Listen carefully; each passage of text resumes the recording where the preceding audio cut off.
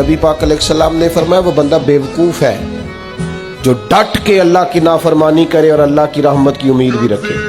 یہ تو بیوقوف آدمی کی علامت کہ نہ سنت پہ عمل کیا جائے، نہ شریعت پہ عمل کیا جائے، نہ نماز کی پابندی کی جائے، نہ حلال حرام کی تمیز کی جائے، اور ڈٹ کے کہا جائے کہ اللہ بڑا مہربان ہے معاف کر دے گا، ڈٹ کے کہا جائے کہ دوزخ میں تو کیا میرا سایہ نہ جائے گا. یہ بھی فاسد نظریہ ہے، فاسد.